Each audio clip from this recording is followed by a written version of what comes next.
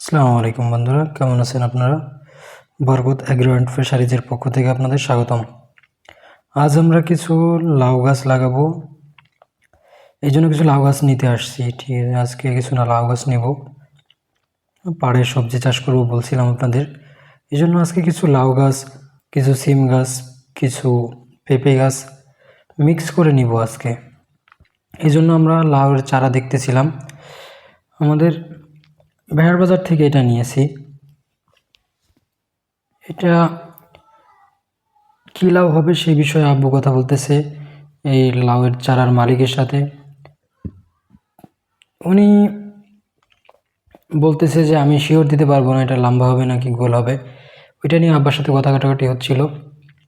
এক পর্যায়ে আব্বা চেক করতেছিল যে লাউয়ের বিচি আছে কিনা, শিকড় পচে গেছে কিনা, গোড়া পচে গেছে কিনা। সেটা চেক করার পরেই আমরা লাউ গাছ নিব।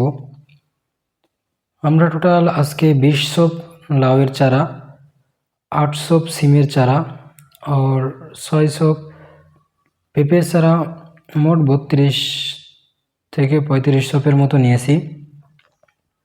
প্রতি শপ নিচে 10 টাকা করে, 20 টাকা করে চেয়েছিল, পরে 15 টাকা কেটে দিয়েছিল, আমরা 10 টাকা কেটে দিছি যে প্রতি শপ 10 টাকা করে দিব। প্রথম উনি দিতে চাই নাই, পরে উনি বলছে আচ্ছা ঠিক আছে আপনি নেন 10 টাকা করে প্রতি শপ। তারপরে আমরা নিয়েছি। এখন আমরা এখান থেকে গুনে গুনে নেব। মোট আমরা বললাম যে আপনি বের করে দেন, আমরা এখান থেকে গুনে গুনে নেব। পরে এখন আব্বা যে গুনে গুনে দেখে দেখে বেছে বেছে নিতেছে। মোট 20 শপ লাউয়ের চারা নেব এখান থেকে, তাই উনি বেছে বেছে দিতেছে আর আব্বা দেখে দেখে নিতেছে। এখন লাউয়ের চারা হয়ে গেছে, লাউয়ের চারা 20 শপ হয়ে গেছে, উনি ভরে দিতেছে। এখন আমি হাত দিয়ে দেখাইতেছি আব্বু এখানে সিমের চারা আছে, সিমের চারা নেওয়া যায় কিনা। আব্বু বলতেছিল সিমের চারা করে আগা নাই, ওটা নেওয়া যাবে না। তা কাকা বলতেছিল আগা চলে আসবে, আপনি নিয়ে নেন, সমস্যা নেই।